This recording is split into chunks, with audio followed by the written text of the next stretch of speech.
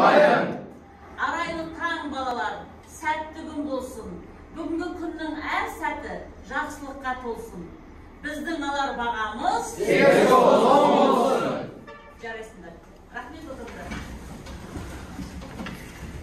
Бүгінгі сабағымыздың тақырыбы Бәйтерек поэмасы Несіпбек Айтұлы. Бүгінгі сабақтың мақсаты әдеби шығармаға сюжеттік композициялық талдау жасау, көркем шығарманың идеясына сай кейіпкерлер жүйесін анықтау, көркем шығармалардан алған үзінділерді шығармашылық жұмыстарда қолдану. Қалай ойлайсыздар? Біз мына мақсатқа жете аламыздар?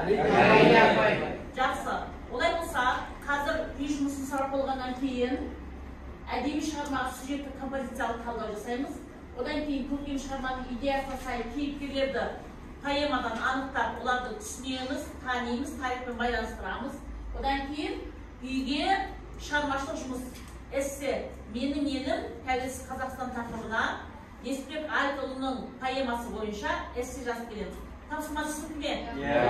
Олай болса, қазір сиқырлы дөңгелек арқылы үй тапсырмасының қаншалықты меңгергенін анықтаймыз. Бастаймыз ба? Жақсы.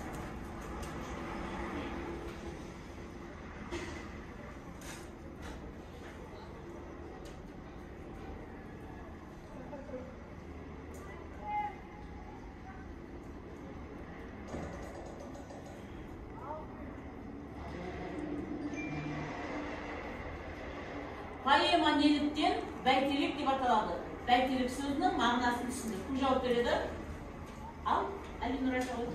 Шығарманың бәйтерек аталу себебі елордамызда орналасқан бәйтерек мұнарасымен байланысты. Несіпбек Айтұлдың суреттеуінде бұл күллі қазақ елінің арман әйгілігін сіңді. Ал бәйтерек сөзі ол діңгегі мықты, тамыры тереңге жайылған ұзын ағаш. Биік ағаш. Жақсы, рахмет отыра ғой. Жақсы. Балалар, мына жерден фишкаларды кім жауап берді? Соған өздері өзін-өзі бағалау, бірін-бірі бағалау таратып отырамыз, жарай ма?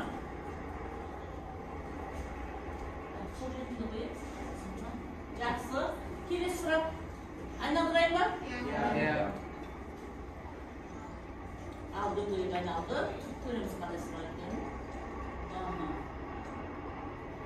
Тамаша.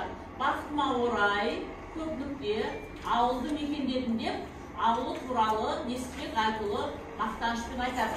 Жан, кім айтады? Ал, Сымбат айта ғой.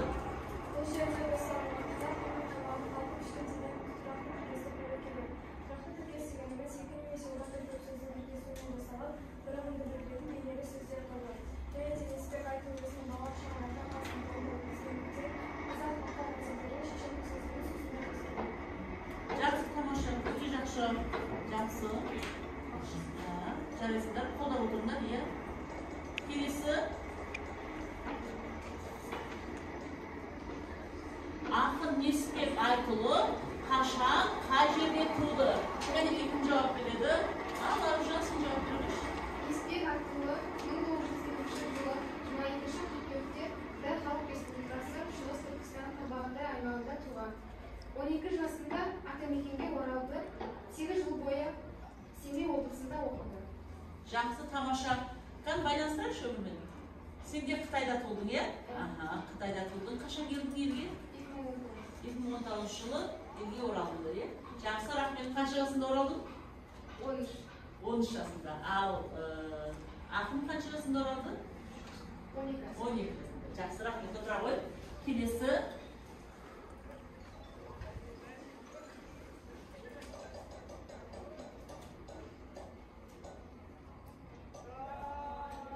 Жазушы қандай көркемдік суреттеу құралдарын пайдаланған?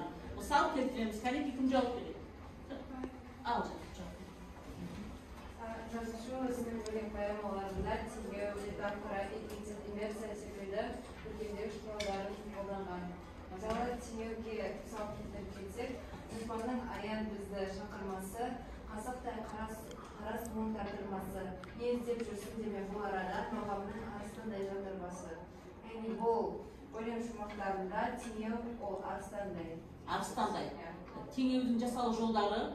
Теңеу ол мысалы бір затты басқа бір затқа теңеп айту. Ол дайди, тайди секілді жұрнақтардың жасалады және секілді деген жақсы. Қабылдайсыз ба? Ал, әдеби дейсіз? Рефлексия дегеніміз сөйлемдегі сөздерді дағдыдан тыс түрде қиыстырып құру фигураның бір түрі. Мысалы, өлең жолдарынан алсақ, кен ашы берекеге есігінді, түзетіп тербете бір бесігінді. Бұл жерде автор басқа үшпен баяндауыштың орындарын ауыстырған. Жақсы, яғни бесігінді деген қармақтың соңғы жағында келіп тұр, е? Құдайдан тілеп едім осы күн.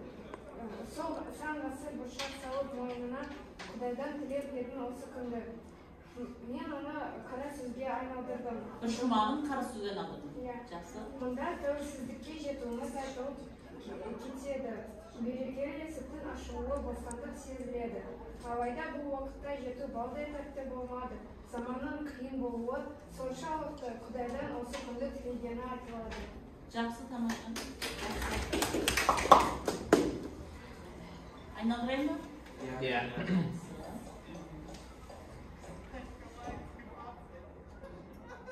Ақын 1970 жылдары қанша әнге сөз жазып, қанша поэма жазған дейді, ал Ерас айта ғой. Ақын 1970 жылдары 200 әнге сөз жазып, 20-ға тарта поэма жазған. Жақсы, тамаша. Дұрыс па балалар? Жақсы. Ал айналдырайын. Келесі сұраққа дайын болыңдар. Шығармаларын атаңыз дейді. Кім жауап берді? Ал, айтыңыз. Несіпбек Айтұлының бас сүйектері, жүректегі жаңғырықтар, найзағай, жасынның сынығы, берді қожа шақандай және де бәйтерек атты атақты және ауқымды поэмалар бар. Жақсы. Дұрыс па балалар?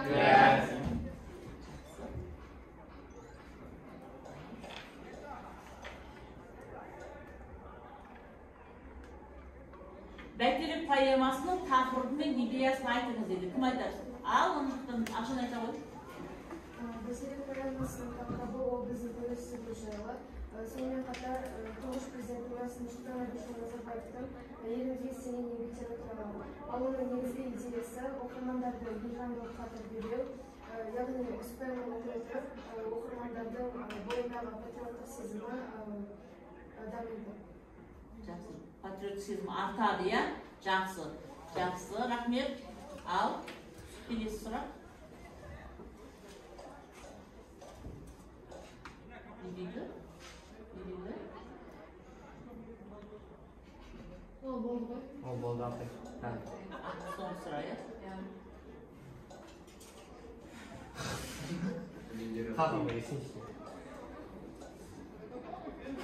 Неде мына жерде? Өлеңдері Мінекей, табылды. Өлеңдері қай халықтың тілдеріне аударылған? Ал, өткен айта ғой. Ақын Несіпбек Айтұлының өлеңдері өзбек, қырғыз, орыс, поляк, түрік және кәріс тілдеріне аударылған. Жақсы. Осы тәуелсіздік туралы толықтырып өтейінші, кім сөйлейді? Ал айта ғой. Қазақстан Республикасының тәуелсіздік өте қиын жолмен келді. Сонау күтпеген заманнан бастап ата-бабамыз тәуелсіздік туралы аңсаған еді. Сол тәуелсіздікке ата-бабамыздың арманымызға 1991 жылы 16 желтоқсанда жеткен еді.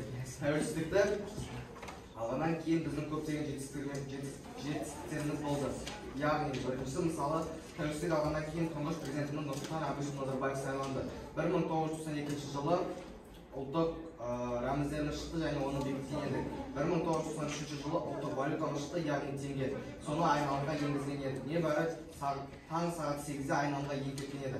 Ал 1997 жылы осы тақырыпқа сүйеніп отыра Назарбаевтың бұйрығы бойынша Ақмола Астанаға ауысқан еді. Не бар таң сағат 8-де деген түсіндіріңізші? Мысалы біздің теңгеміз таңғы 7-ге 8-де таман шыққан кезде айналымға сол уақытта енгізген еді. Жақсы. Халықтың айналымға теңгенің ұсылы келді. Жақсы, рахмет, тамаша.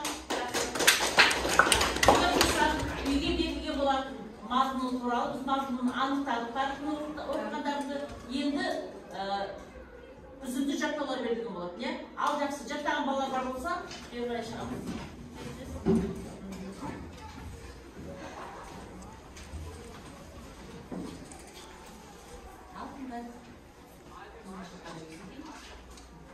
Бәйтерек Қызылтіл қаратасты баптады, келгенде қол тоғыздай зар күйіне. Сүрінбес, су төгілмес тілім жорға, атасы ақпа жүрдің пірім қолда. Шақырып аруағыңды атыңдатып, өзіңе сыйынбаған күнім бар ма? Өлеңнің ақтаңгері арғы бабам, өзіңнен ешкім асып қарымаған. Түсімде тәуелсіздік падишасы ақ қағаз алтын қалам берді маған.